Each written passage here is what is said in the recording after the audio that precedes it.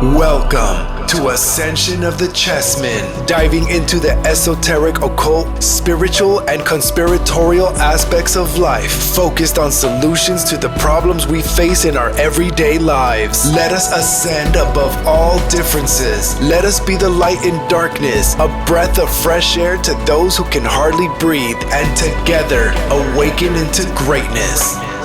This is Ascension of the Chessmen with your host, Andre Mitty.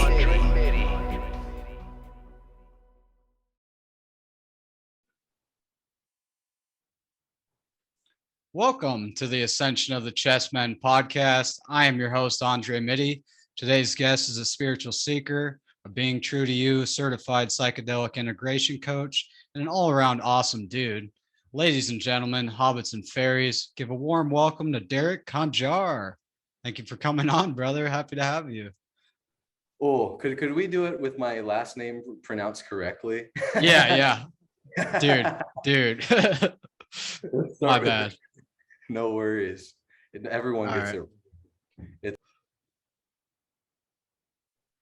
Welcome to the Ascension of the Chessmen podcast. I am your host, Andre Mitty. Today's guest is a spiritual seeker, a being true to you, certified psychedelic integration coach, and an all-around awesome dude. Ladies and gentlemen, hobbits and fairies, give a warm welcome to Derek Conjar. Thank you for coming on, brother. Happy to have you. Oh, thank you so much for having me. It's such an honor to be on this program with you. Like it's just so awesome to watch from where you started recently to where you're at now with your podcast and just watch you blow up. Like you are a dear brother to me, and I'm just happy to see you blossom and really honored to be on this program today. 100%, brother. Well, thank you so much for the kind words. Right back at you, man. Like from the moment I met you, man, I could definitely tell like we're from the same soul tribe, and I hit it off with you right away. And that you totally made that a special weekend for me, and I can't thank you enough for the service you gave to others that weekend and the service you gave to me, for sure.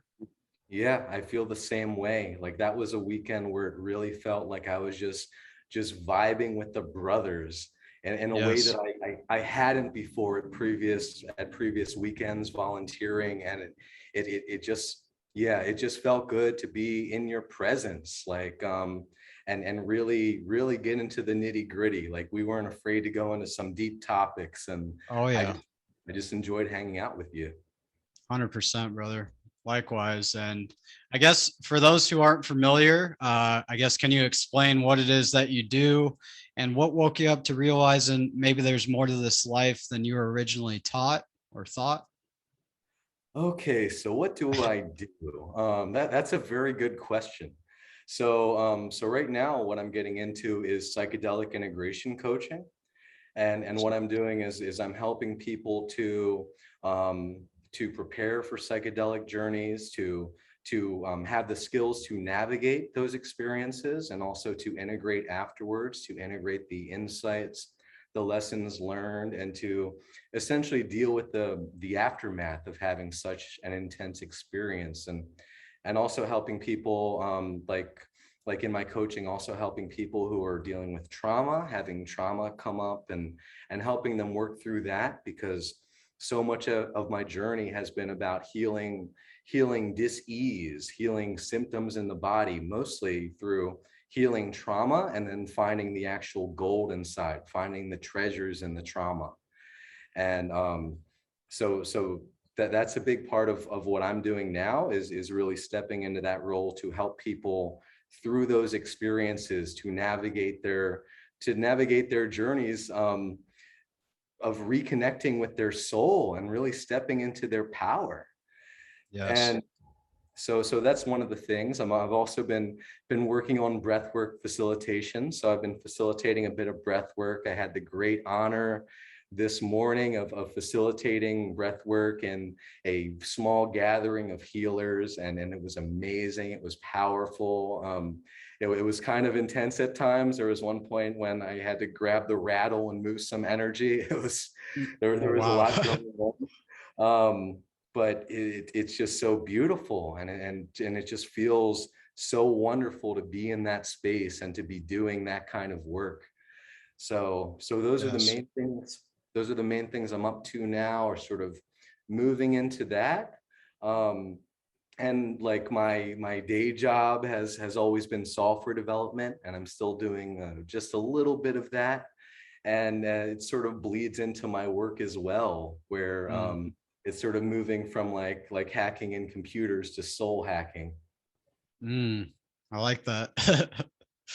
Because the brain's a computer, they say, it all ties together. Yeah, Yeah, for and sure. working with all these different tools, like there's so many tools at our disposal to heal ourselves and to peel the layers of our onions and to really shine our light. Mm, And so that's a big part of what I'm doing is like learning how to work with those tools and how to engage with them, and how to intuitively sort of tell, okay, what's the right tool for this job to shift this belief or to heal this core wound. mm. Yeah, I mean, just getting to the root cause, um, so much so much in our society, I feel like we all rush towards like this quick fix, or like, this instant gratification, or we want it right now, but we can't be here now, is like what I always say. But like, um you know that's so important. And what from what you said there, I look at you as like an alchemist, man. You've just turned in that lead into gold. And like, that's what we're all after. We all grow up um with different problematic behaviors that continue into our adulthood. And like, a lot of us aren't taught to address these things ever. And, many go to the grave never confronting these things, and, might be even so, um, their head so buried in the sand, they don't even realize it's there. And, this work is so important, and I can't stress that enough. And you are doing the work, brother, and you're a true example of what doing the work looks like. And I just appreciate the light you're bringing into this world, man. And that the help you're giving yourself and the help you're giving others, it's beautiful. Beautiful. Thank you. That means a lot. And so much of what we do is unconscious. Yeah. Like so much is unconscious all the time. And it's not easy to actually sit with those painful emotions, to sit with those triggers, to sit with those feelings, especially Mhm. for men, because that's like the one thing we've been told to suppress, to just constantly shove that stuff down. And what happens when we do that, when we keep doing that, is we wind up with all of this trauma, all of this pain that just gets stored in our fascia, it gets stored in our tissues, and we just carry it with us. And so we look out on the world and we see all the disease, we see all the addiction, like the opioid epidemic, like so many people are in so much pain. And we see the 100%. division, like the division in our society, like how much pain, and how the extent to which people are in fight, flight, or freeze is Mm, is stunning. But that's the way we've existed. yeah. Like that's the way we've been. It's always been about survival. Yes. And coming into a new way of being, that's a huge shift that is happening right now. 100%. I truly believe that, man. I feel like, more and more are coming into our true selves, and taking our power back. And that's huge, for, all the division going on in the world right now. It's like, take that to heart, because like that's the of the utmost importance right now, is to come together in any way possible. And to come together, we got to be a good reflection to look at, and we got to look at ourselves to have a good reflections to reflect on to others. And that's where it all starts, man. I love it. I love this. Yeah, it all starts with ourselves. Just looking inward and seeing, okay, what's inside. Like, the shadow work isn't easy, and but the more that we do it, we find the treasures. We find the buried treasures in the ocean of our unconscious. Mm. And it's very powerful stuff, but it's uncomfortable. It's uncomfortable to change. It's uncomfortable to evolve. It's uncomfortable to actually look at ourselves and our patterns.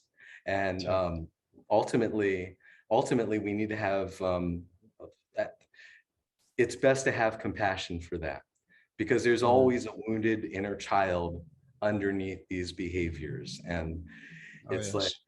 it's like we see what's going on in the world, and we want to move it from like these wounded inner children to higher selves. Like, let's figure out how to be sacred humans. Let's figure out how to bring the eagle and the condor together. Let's figure out how to like bring the divine masculine and feminine together. Like these are the ideals. And it starts with looking inward. Yes. Totally, man. That's where it all starts. And, for so long, like for me, man, growing up in the church, like for so long, man, I was just looking outside of myself, to find that spark. And little did I know, I just had to close my eyes and sit for a while. And that spark was inside me all along, and, that's a powerful insight, and I feel like that's what can set us free, or at least on the path to freedom, and what they call enlightenment, and the union of the divine and feminine energies, and the divine masculine and feminine energies, and yeah, I mean, it's so important, man. I can't stress it enough. Like, this is what we should be talking about. These are the conversations like that should be on every street corner right now. Like, come and get it. Like, this is the news that we need to be taking in. It's about Yeah. you and your life. It's like, why did our souls come to this shit show? Right. Right. It is a fun game we're playing. Like, this is a Yeah. really fun game for our souls to play, but we get so lost in our trauma that we lose sight of that. Yeah. Yep. Yep. We're just looking at what's right in front of us, rather than processing and what got us here, and what path are we setting ourselves on with the decisions we're making in the present moment, and what are we thinking about, what are we looking at, all that stuff plays a role. And just living of optimal health and state of being, in that heart center, Yeah, that's what it's all about. Like, if we can just get like that 1.5 feet from the head down to the heart, Mm, it's all we've got to do. And yes. it's not always the easiest journey getting down there, but that's all it is. That's all it takes. Oh yeah. Heart is where the home is, or home is where the heart is, whichever They're way both you want to say it. they're both Yeah, true. man. So I guess I had some questions here. I'll start with the first one here. I guess, what do you see as like the difference between volunteering at a plant medicine retreat versus being an active participant in your experience? That's a good question, because they can feel very similar. Yes. And especially especially if you've worked with the medicine and you're sensitive to the medicine, Oh yeah. you can feel the medicine without drinking it. Hmm. So I've had times when I'm attempting to hold space, volunteering, and so much shadow work is coming up, and like I want to be present in that moment, but it's like I'm on my own little ayahuasca journey without any medicine. So Totally. so the line is kind of, it can be hard to draw that line, but it is wild being on both sides of the medicine, because when you're journeying with ayahuasca or any plant medicine, like, it really is about going deep, doing the work finding what's in your heart, what's in your soul, what needs to heal, what needs to shift, what illusions we've created around ourselves that are keeping us stuck, what beliefs we're holding that are keeping us stuck. And like, it's you know, some people may go in just wanting to see pretty things, but Right. for me, it's really about doing the work. And on the other side of the medicine, where you're holding space or facilitating, or you're a medicine man or woman or whatever you happen to be, it's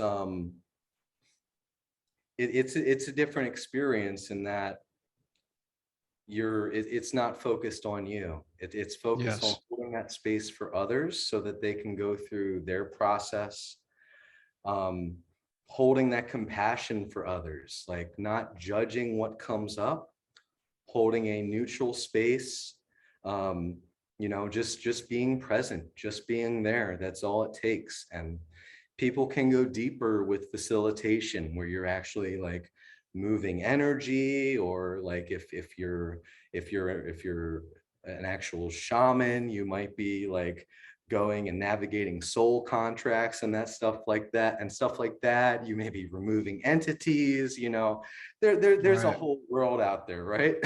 Oh yeah. For um sure. so there's a lot of stuff that goes on in those realms. I've had to learn, because I started my journey as a as basically a materialist, atheist, nihilist, Oh was wow. was where I was at the beginning. And I had to learn, oh well, there's a lot more going on here than I Yeah. thought. And Yep. the beautiful thing is learning that the universe is actually benevolent, and that we are actually one with it. and and that, like, we're creating everything in every moment. Oh And yes. I still have a lot of work to do on actually embodying that and living that truth, but I've Right. experienced it, you know. I know what we are and who we are, and that's a great Exactly. blessing we get from this work.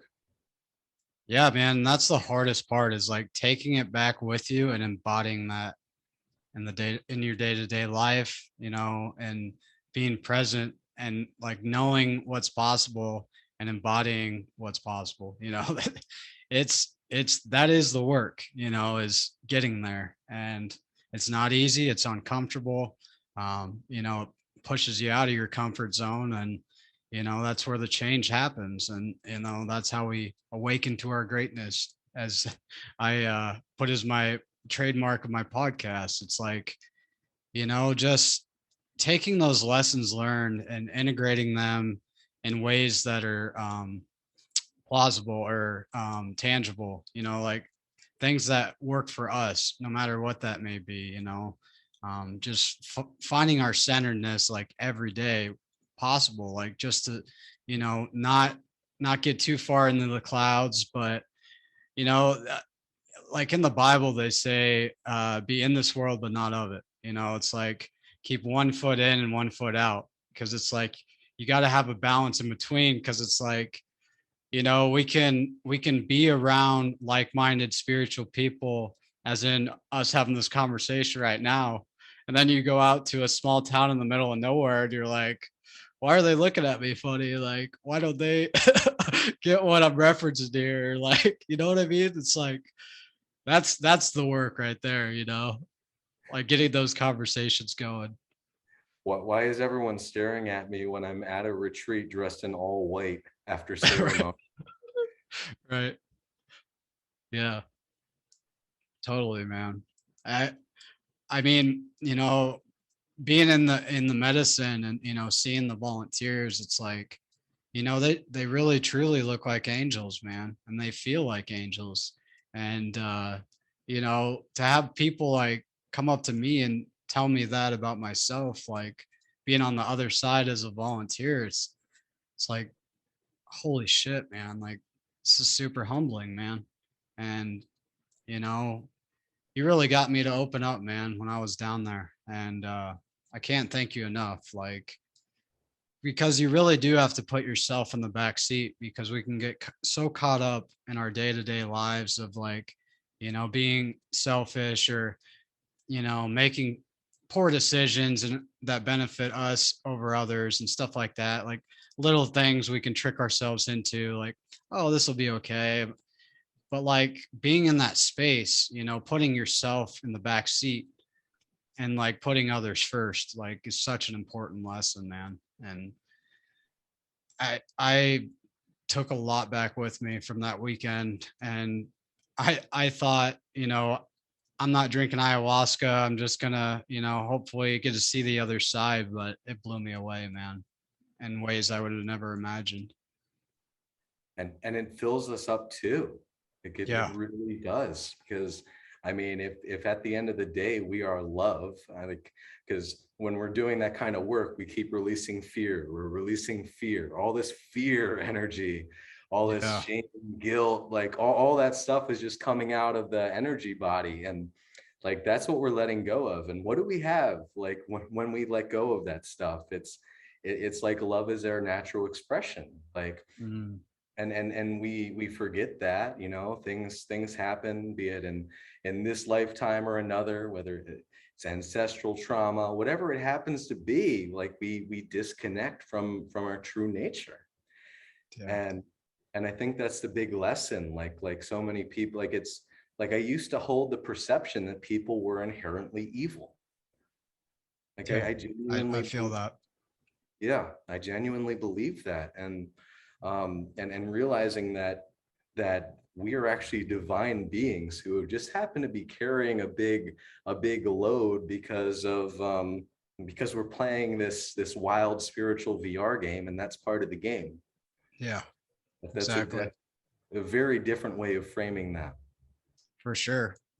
Because it's like, I feel like no one is inherently born evil, like those are things they learn along the way or they're taught, just the mechanisms around them that shape their worldview and their decision making process and all that. Like, I feel like they weren't inherently born to like, be a murderer or a pedophile or like something crazy, like, and we have to learn to love them as well and forgive them with love and not forget what they did.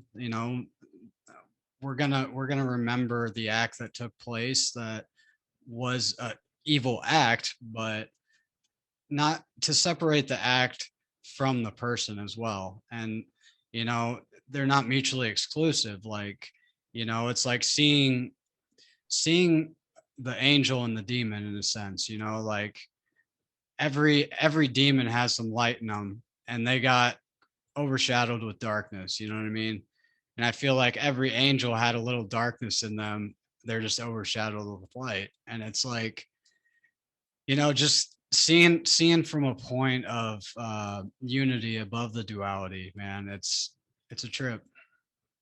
Yeah, like I really do feel, and I really have experienced this, like energetically and physically. I feel it in my bones that we are all doing the best we can. Yeah. And like one saying I have is, have you loved a demon today? I like that. Like, have you taken a moment to give some love to a demon? Because it's wild. Like you bring in that energy, it Yeah. just evolves. Kind of like how like if you do breath work, you bring in so much oxygen, so much life force. It's a higher vibrational energy. Any of the Mhm. dense, icky, negative, like all that stuff we've been just trapping in our tissues, like that stuff just comes up. So like breathwork can, as it sort of did this morning for me, as I was facilitating, it can look like an exorcism. Yeah. And it's just letting that stuff go as we bring in the light. Right. Yeah. I mean, breath work blew me away my first time, man. Like just realizing, like, plant medicines are great and all, but you can do this with your own breath, like just consciously breathing and, setting an intention with it. And like, you can work through a lot simply through breath work. And, for those who, they're kind of shy away from plant medicine or whatever the reason may be, like that is a great avenue to go down and try out and experiment with. And it's amazing stuff. And that's powerful. You're a facilitator, man. That's unbelievable. I love it. Yeah, like almost every time I facilitate, the person I'm facilitating will compare it to a psychedelic. It Mm, happens so frequently, and yeah, it's powerful, especially depending on the modality. yeah. Like my first, and it's wild. Like I came into this work, like my first week of breathwork training, my first week-long training, I had never even experienced that specific breathwork modality. Wow. And it was just spirit. There were all these signals, all these signs that I should go and pursue this. And I did. And it completely, that week completely changed my life.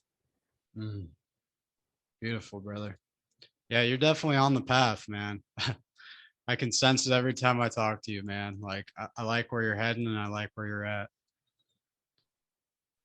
I can feel it. So I guess who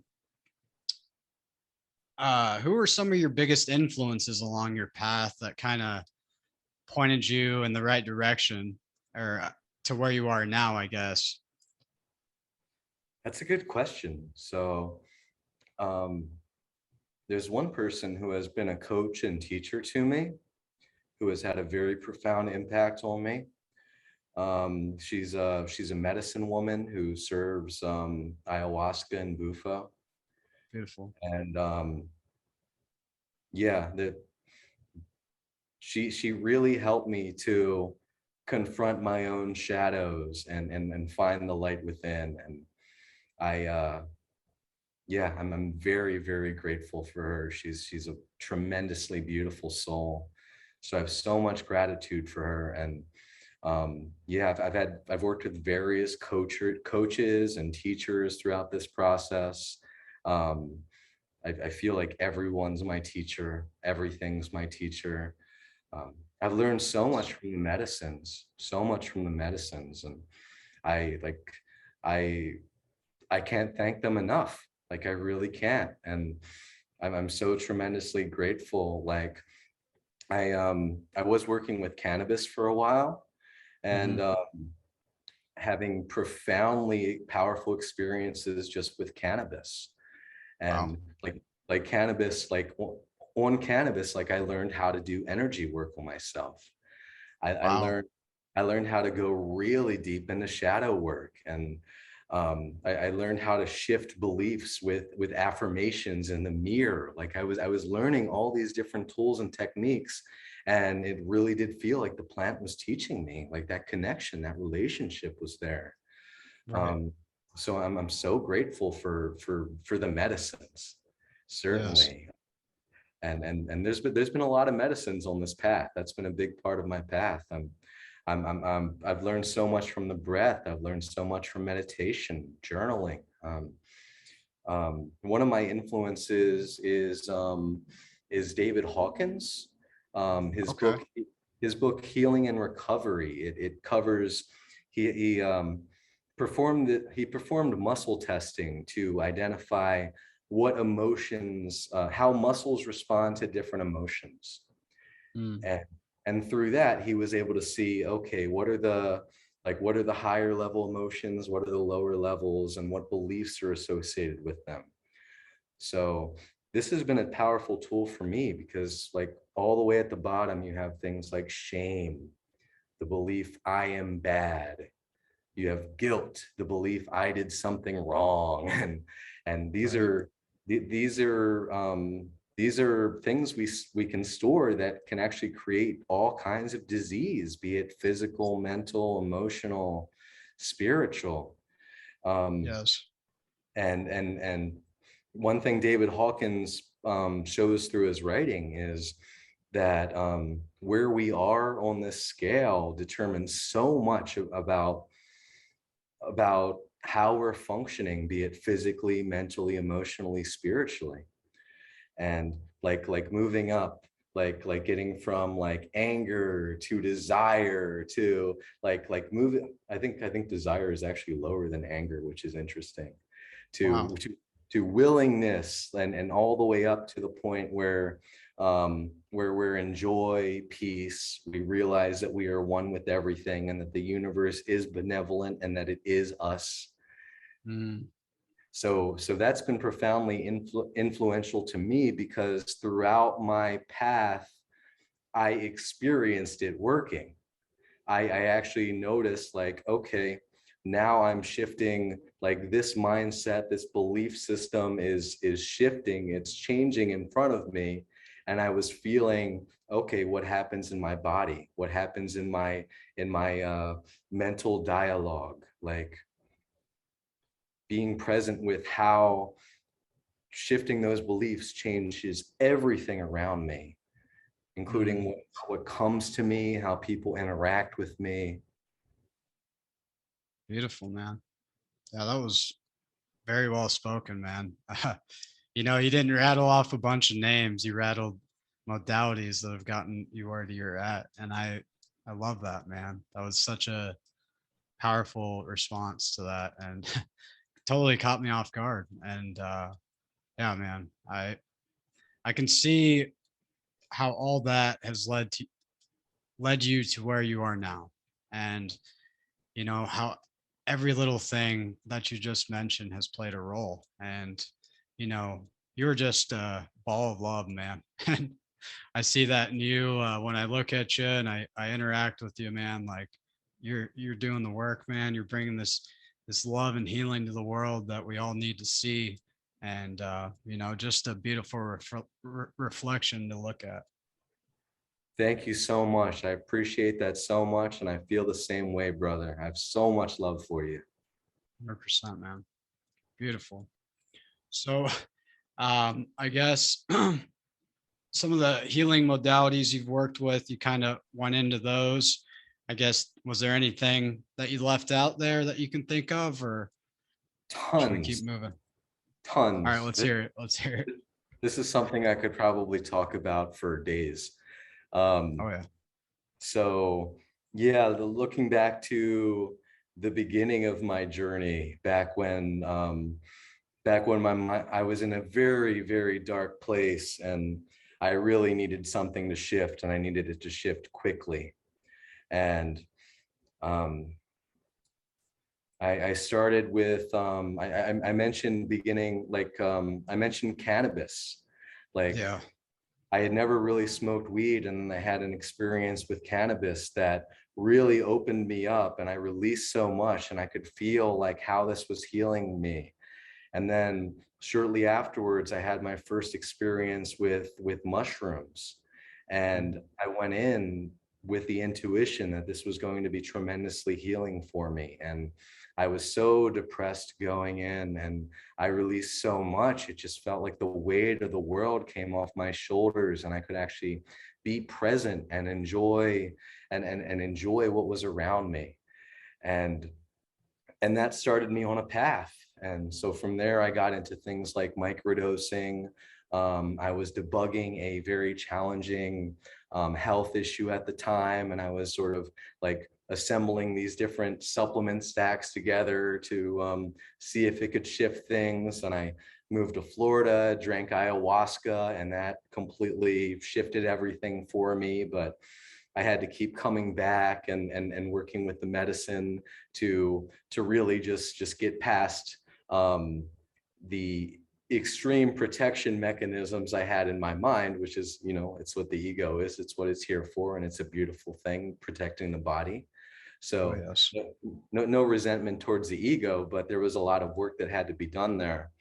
Yeah. And so like looking at medicines like ayahuasca, bufo, combo, Iboga has was such a profoundly powerful experience for me. Like I really felt like that sort of marked the end of my initiation, where I could really begin to step into my power in the world. That was profoundly transformative experience for me. And breath work. I've gotten so much out of breath work, be it transformational breath, Wim Hof method, holotropic breath work, pranayama, ujjayi breath, ocean breath. Like there's so many beautiful tools there. And shadow work, you know, really Oh yeah. digging in, like really cultivating that awareness and noticing what's happening. Um, uh, like noticing what's unconscious, and what emotional triggers are arising, and what beliefs we're actually holding that are, and where that stems from, which, you know, ultimately brings us back to the inner child. Like Yes. coming to that inner child and embracing the inner child. Like that was certainly one of the most powerful things I got from my experience with Iboga, was me and my inner child were so separate from each other, and I had no sense of, like, I did not really experience play or joy in my life. And you know, that comes from the inner child. It comes from that child within. And what was realized during that journey was that my inner child and I were both holding a lot of shame, and Mm. and that shame was keeping us distant and separate from each other. So I literally just said, okay, we both have shame, why don't we just let this go? and Mm. then it, and then it was like I was moving, like I was grabbing the energy of my inner child and bringing it back into myself, and taking back my innocence that I felt was robbed from me. And that Okay. was such a profoundly powerful experience for me.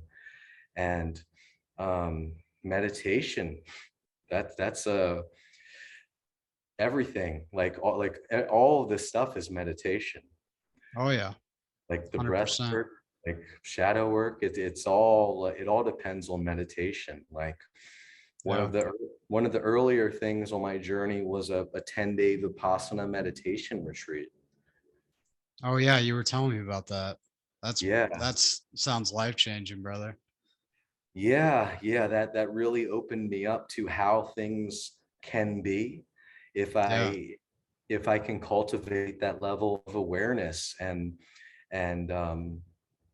that's really what it comes down to, is awareness, just shining light in those shadows. And for sure. med- yeah, it's such a powerful tool. And um two things that have been very, very useful for me recently are mirror work. Mm. Like just looking in my eyes in the mirror.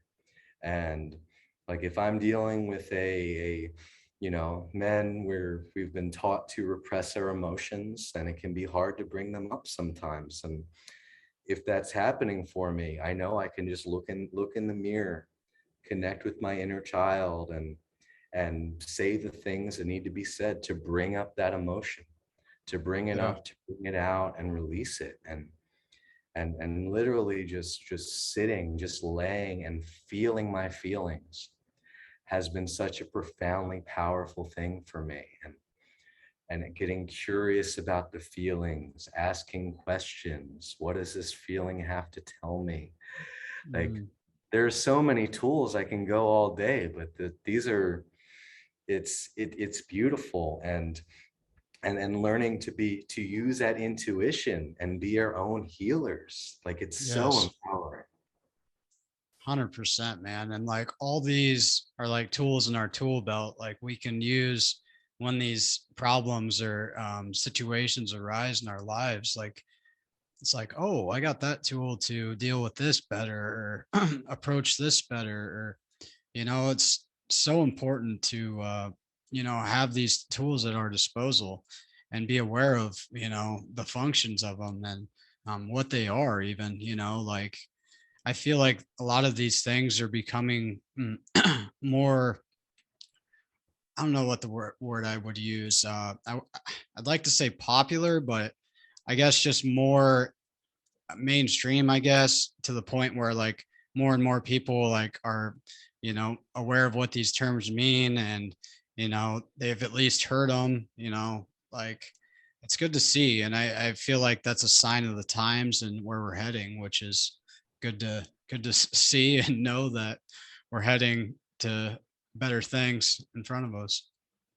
Yeah, yeah, we're in uncomfortable times for most people, you know. And Yeah. one one thing about, you know, you create a lot of pressure in a system and change is going to happen. Transformation is going to happen. So it's easy to just say like, woe is me, why must I have to experience this pain and discomfort? But pain is such a powerful tool, and for people like me who can be like profoundly stubborn at times, um Likewise. and and undisciplined at times, like pain is a useful teacher.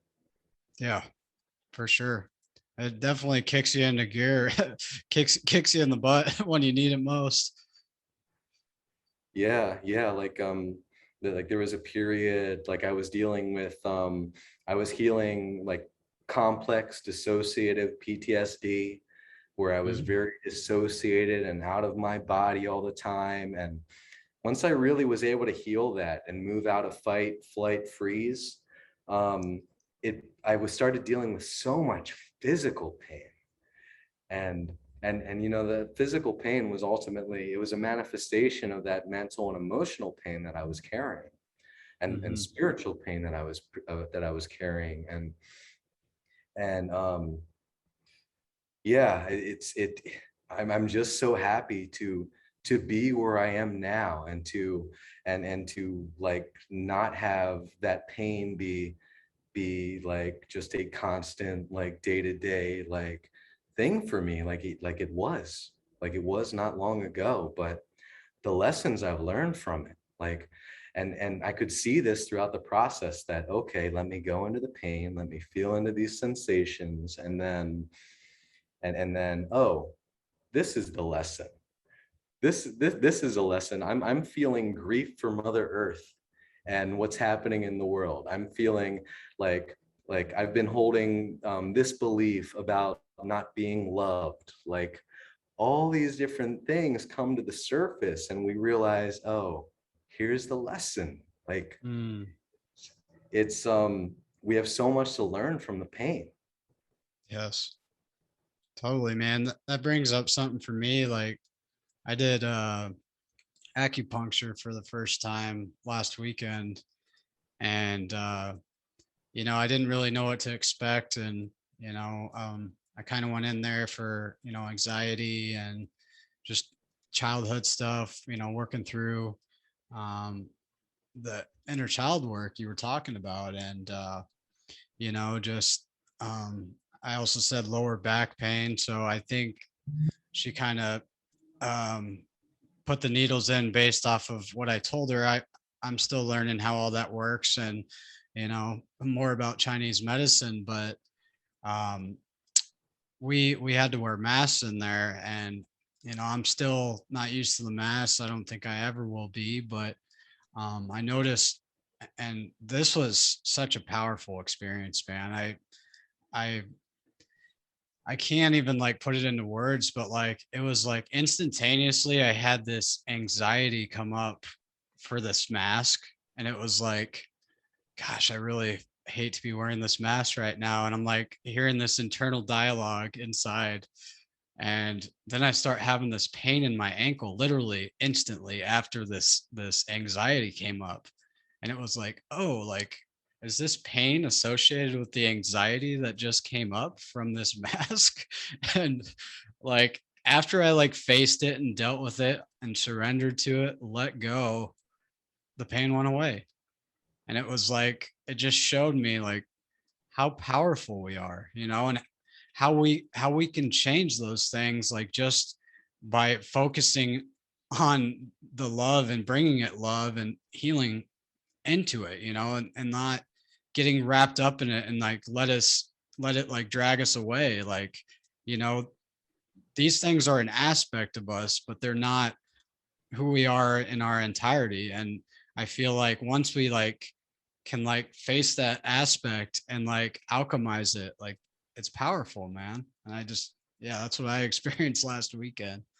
in Yeah. relation to pain. Yeah, that's powerful. That's awesome. And like I feel like the more we realize that our mind is creating the reality around us and within us, and like one like some powerful experiences that I've had have been on like working with medicines, and I've had these experiences where my third eye opens up and I can see the color for the emotion, for the emotion that I'm feeling, and I'm watching my thoughts. So I'm noticing, Mhm. oh, I'm thinking fearful thoughts, and I'm seeing the color red for root chakra, safety, security, and then I start thinking loving thoughts, and it goes to green, and my Mm, body feels so much better. I feel so much more open, and it's yes. all our minds can be such mental prisons until we learn to Yeah. master it, which is hard work. Oh yeah. Oh yeah. Yeah, man.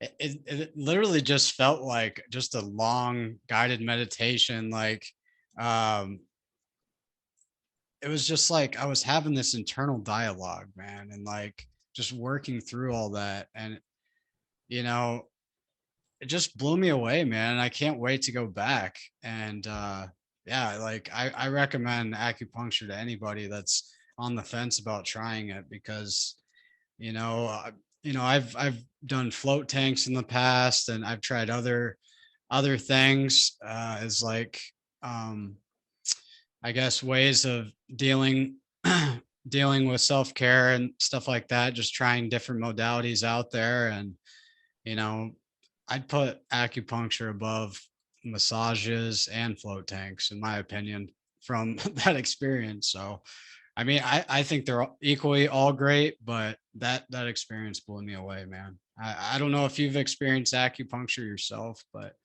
yeah, it was Yeah, like amazing. that. Yeah, if I was to talk about all the healing modalities I've tried at this point, the list is like a mile long. Right. Yeah, I've certainly worked with acupuncture, and I've had positive experiences with acupuncture. I didn't go deep into it. Um, I was having an interesting conversation earlier with a combo practitioner about Mhm. about using combo on meridian lines and acupressure points and Yeah. stuff like that, chakra points. So yeah, we can. It's like we can get so experimental and fun with this stuff, just exploring like what will shift things, what will heal things. Oh yeah. And I love it. I feel like I'm a kid in a playground with this stuff. Right. Yeah, because it's like, just keep doing it, trying different things and seeing what works, man. And like I feel like that's the only way you can truly come full circle and get it figured out is like, you know, it's like the definition of insanity, man. It's like doing the same thing over and over again, expecting a different outcome, like try something different today or tomorrow, like you never know where it will lead. And it might be your salvation or, you're coming to oneness. Like, um, yeah, like there's so much out there at our fingertips. Like we just got to dive in. Yeah, there's a lot of paths home. Yeah. Endless paths for sure. Yeah, man. I guess what were some of your most impactful journeys with plant medicine and I guess some of the most valuable lessons you learned from them? Hmm, that's a very good question. So my Iboga journey was very, very powerful. And one thing I learned from it was how much I was torturing myself with my own mind. Hmm. Like you probably you may talk about like MK Ultra and stuff like that on this podcast at times. Right. Like that's how my mind felt. It felt like that. It just felt like pure, unadulterated, chaotic torture Yeah. was how I was perceiving my mind on a boga. And and realizing that, and realizing all the ways that I was exercising control and and just trying to control everything and not letting go and not surrendering. And the big lesson, I think the biggest lesson I got from that journey was being kind to myself, being Mm. gentle with myself. Like, I actually went into the journey asking the medicine to be intense. Wow. And and You weren't and and scared. and it was. And maybe like 12 hours in or so, I was saying to one of the facilitators, this is very intense. Oh yeah. Like this is extremely intense. And I was getting some like coaching and guidance on how to work through it. And then I remembered maybe like a few hours after that, like, oh, I asked the medicine to be intense. Right. Whoops. And I just started laughing. And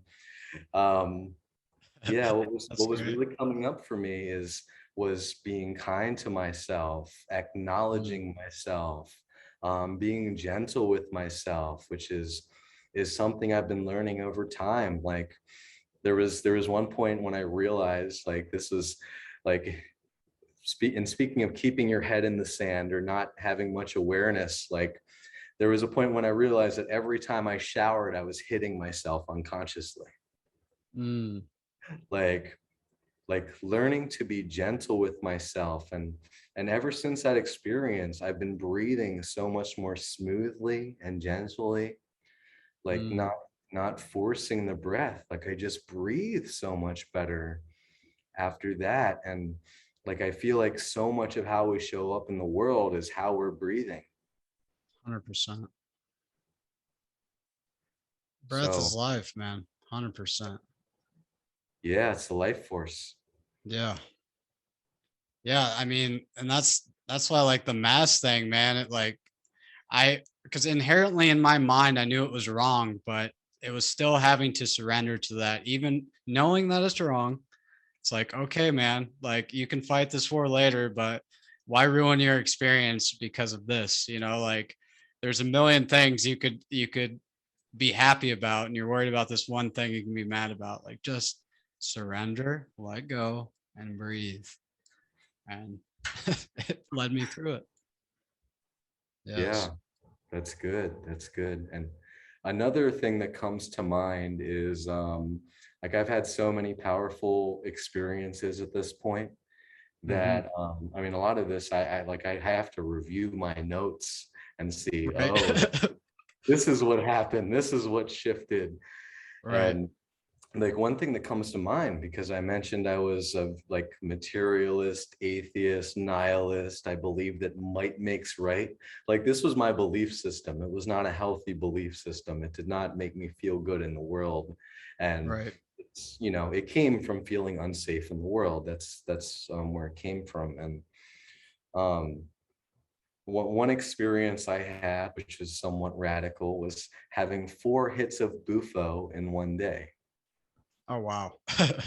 So for anyone that's not familiar, bufo is it's a toad venom that gets vaped or smoked. That's a very, very powerful and fast acting and quick entheogen that um, is has very powerful therapeutic potential, but also lots of potential for it can be difficult to integrate, and people can have uh, very harsh experiences with it if they're not in the right hands. Uh, Mm, so it's something that I treat with a lot of respect. It's something to be very careful with. And in this instance, 100%. I was probably not being very careful in this instance, I would say. Mm. But I did feel like, I felt in that moment that it was something I needed. And I had Yes. those 4 flood doses of bufo. And it's funny, like, by the 4th time I had the medicine that day, my ego had already figured out the game. So the medicine just stopped working. It didn't do anything the fourth time. It was like, okay, you're not going to kill me again. Chill out, It's like, buddy. nice try, nice try. I've had enough of this. Yeah. So, but what I noticed after that experience, like the entire spirit world opened up to me. Like that's when the magic really came into my life, where my life just became filled with synchronicities. I started seeing, like getting messages from the spirit world, just Yeah. constant, just as part of my day-to-day life. And like it makes me feel so profoundly grateful. Like I really do feel loved and supported and held by the universe, because Yes. I see its handiwork, I see its presence in my life every single day, like just as a Yes. constant part of my day. And that shifted so much for me. And that's been a huge part of my journey. And taking that message and then learning how to make life a living prayer. Beautiful. I love it, man.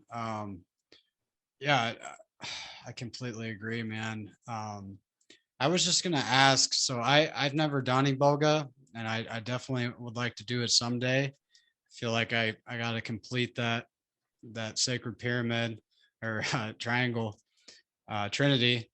But how do you compare and contrast Mother Ayahuasca and Iboga, in your opinion or in your experience?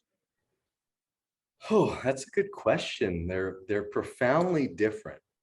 Like Yeah. they're even classified differently, where Iboga isn't even classified as a psychedelic or an entheogen. Oh wow, So I didn't know that.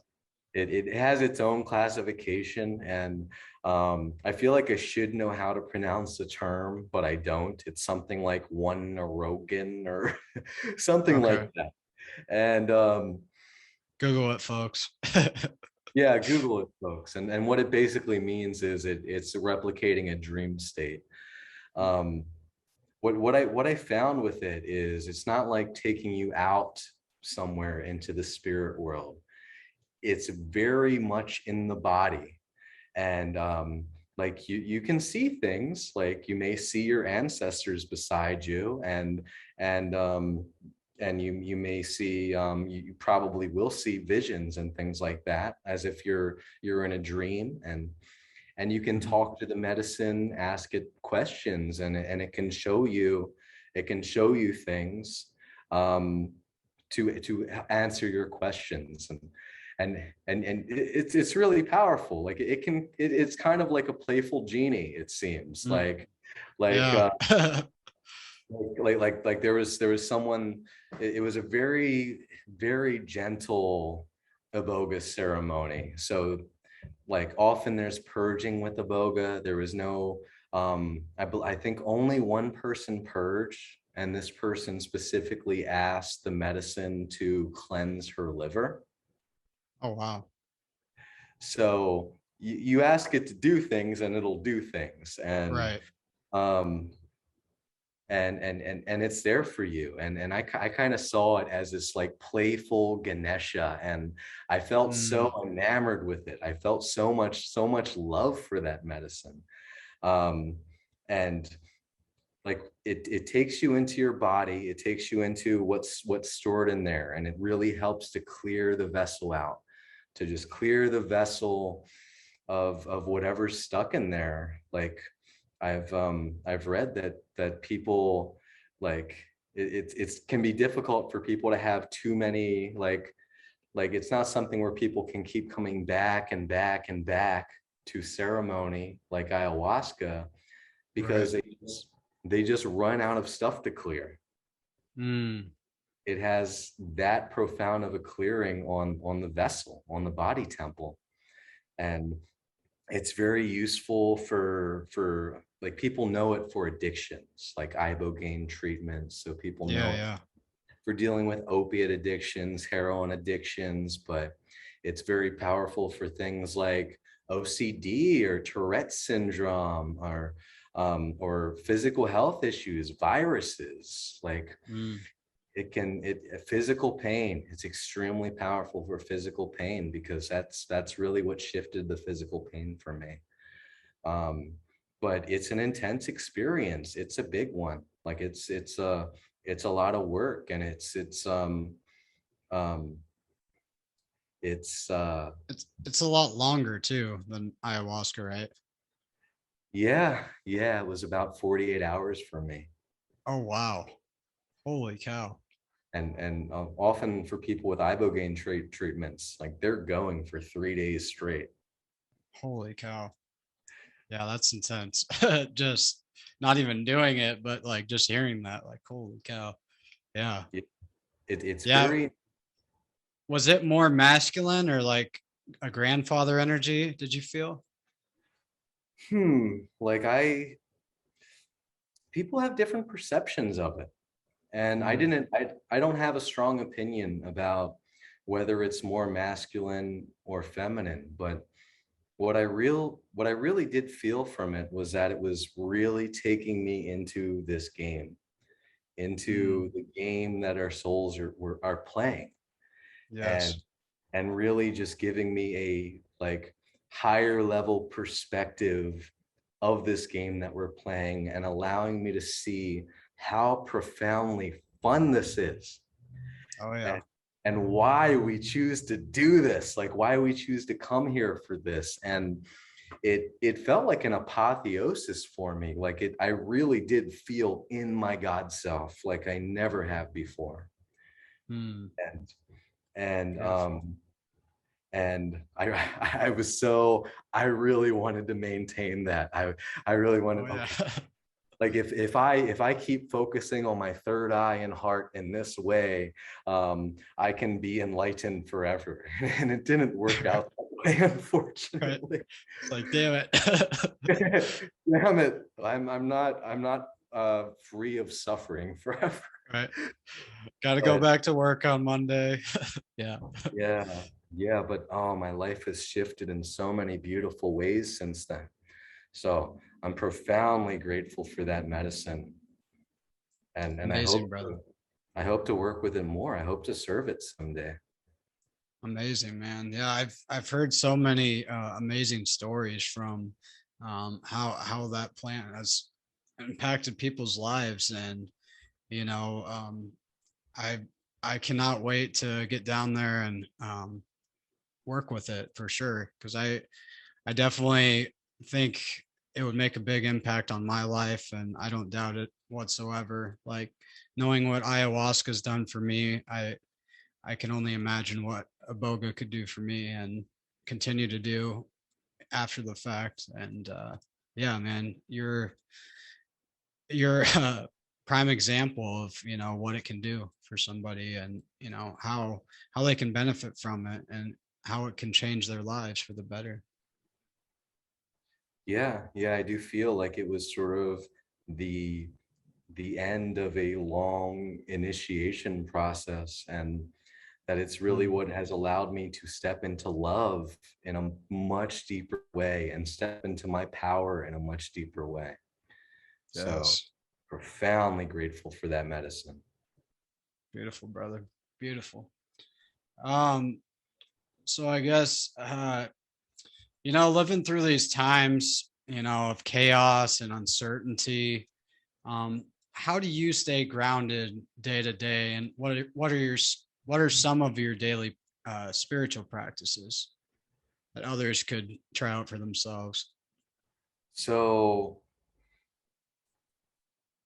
right now I feel like we're in an interesting time, and there's very interesting there are very interesting energies on this planet right now. And I feel Yes. like it's very hard for many people to really sustain a practice.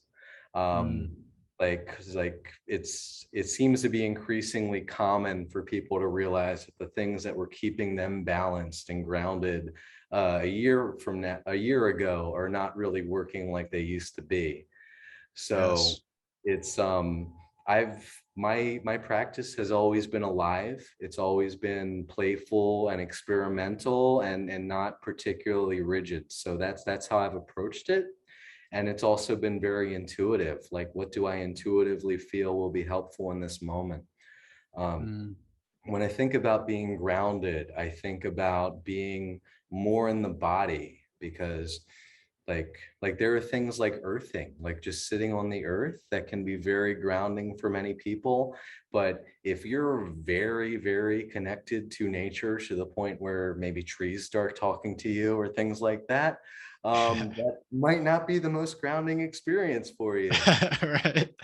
Um, so I really come back to coming more into the body. Embodiment is such an important thing. And so whether that's with yoga practice, like I love yin yoga, restorative yoga, so much.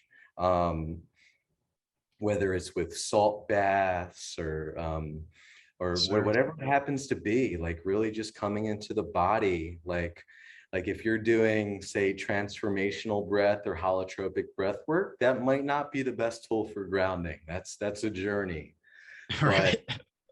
But Right. something like ujjayi breath can actually be very, very useful, or just box breathing and just noticing, being present with sensations in the body. And like yeah, I feel like the more we're in the body, the easier it is to stay grounded and centered. Beautiful. Beautiful. Um, I guess, in your opinion, do conspiracies lead to spirituality and vice versa? Whew, that's an interesting question. Yeah, So I had to touch on that. yeah, I had to touch on the conspiracy realm. It's an interesting thing because both of those involve Yes. questioning reality, seeking answers to our experience in reality. Like, what is this? Why am I here in this? Why am I here in this? Like these profound questions. And like with conspiracies, like it's so easy to go into that rabbit hole and then just get trapped in fear-based thinking, get trapped Yes. in feelings of fear, powerlessness, feelings of victimhood. Oh and yeah. and it's like, if you do believe that, like, isn't that exactly what the powers that be would want? Yeah, exactly. Is to get trapped in that. So like it's so dependent on our level of perspective, because yes, there's like, if you like, if we look at what's going on, if we look at the media, we look at the educational system, we look at the financial system, like so all these different structures of our society, um there does appear to be a lot of the desire in the hearts of some beings, Mhm. whether you look at it as humans or reptilians or whatever it may be. I don't think it matters so much like who it is or why. I Right. feel like the, okay, how do I respond, is the most important thing, and it's not being in fear. Like Yes. that's all it is. If we just come into our divine selves, if we just come Yes. into our purest essence, which Yes. obviously is difficult work and can be very uncomfortable work, but So worth it. if you're really genuinely serious, and as I know you are, about about coming into your power, um, Yes. and not playing into the hands of whoever the puppet masters may be. Right. um, that's the key. It's just getting to the heart, and that's something I very much believe. And I can see that, um, like, the more we stay trapped in this perception that we're being threatened, like, Right. if I am divine consciousness, then I cannot be threatened. Like Hell no. my, and it's like people can experience with medicines like bufa, like 5-meo DMT, like, which basically replicates a near-death experience. Like, we can literally experience in a controlled setting, um, what it is to die. Yes, totally. And It sets the and table for that day when we have to face it in our lives. yeah, we're in these temporary bodies, but this is a long game we're playing. Oh yeah. Yep. It It, doesn't it end. doesn't end there. Yep. Took the words right out of my mouth, brother. Yeah. For sure. Yeah, I mean, for me, man, it was just like it was like it started with conspiracies and like what I thought was spirituality through the church for me, which was also a lot of fear, guilt, and shame, like both of those worlds. And then, getting into meditation and using plant medicines, how they were intended to be used, and, learning about these healing modalities and, just getting deeper into spirituality within myself rather than seeking external validation without.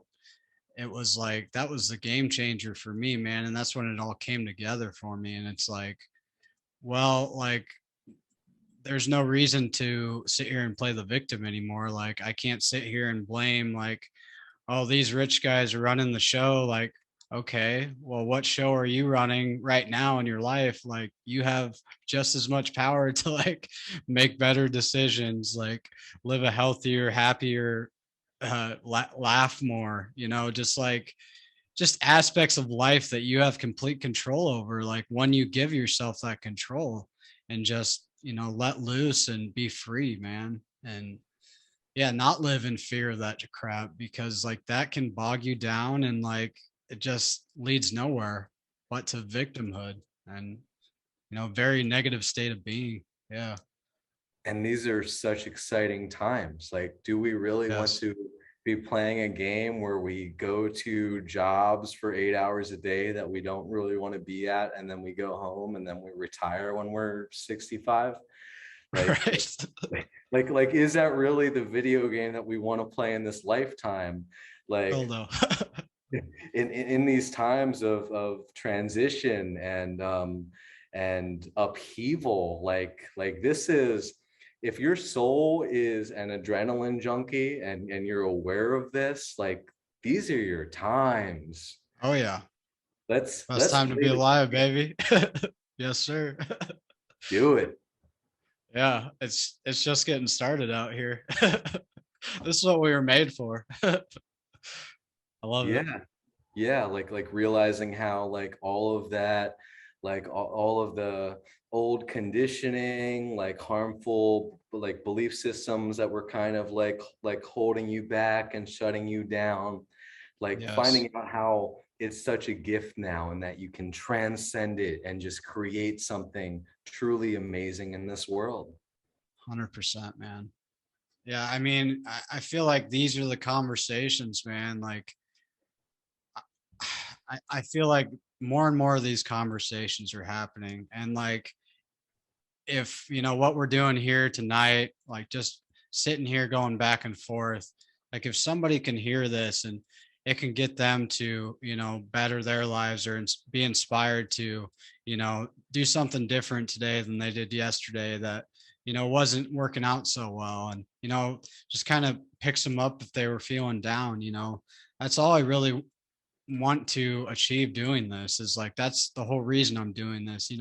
I'm not doing this for money. I'm not doing this for validation. Like this is something I've always wanted to do, but I'd be doing this anyways. Like I live for these conversations, man. And I can't thank you enough for all the wisdom you shared tonight and like all the love you continue to give me in this conversation and the rest of the world, and yourself first, to be able to hold that space to continue to share that love endlessly, man. And it's powerful work you're doing. I really appreciate it. I can't thank you enough for having me on your platform, for sharing your authentic voice with the world. And it's so true. Like, you have no idea how that one person that you touch, like what he will come to do in the coming times. Yes. So I see you, brother, and I just love that. Like coming into my voice has been such a difficult thing for me, and I see what you're doing, and that really is like I really view it as the key to stepping into our power, like stepping into 100%. our sacredness as humans. And I just really appreciate you. Like, I appreciate seeing you doing this work, and thank you so much for having me on your platform. It's been such an honor. Oh man, I can't thank you enough, man.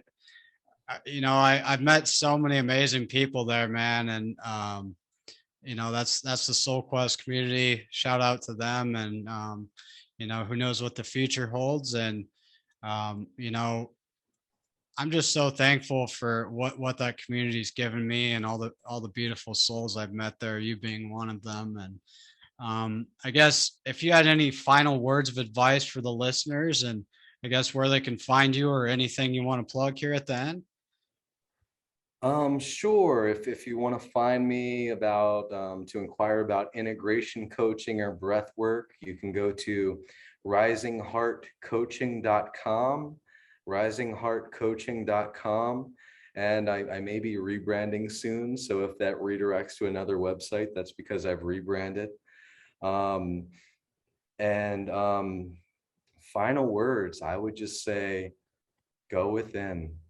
Mhm. Just go within, like all the answers, like everything you seek, all like anything you may want to change or heal, it's all within, it's all in you. And if I can share, I'm not a sage, I'm not a spiritual guru, I'm just a guy who's just here doing the work, and then that's it. Yes. Like, so but that's it. That I think that's the ultimate message, is just, if you want the external world to look differently, do the work, do the internal work, and that's how we change things.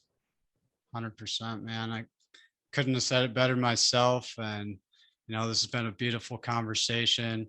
I just want to thank everybody for listening out there, and hope you can get something out of this. And, I hope you guys all have a great week. And I send you all peace and love.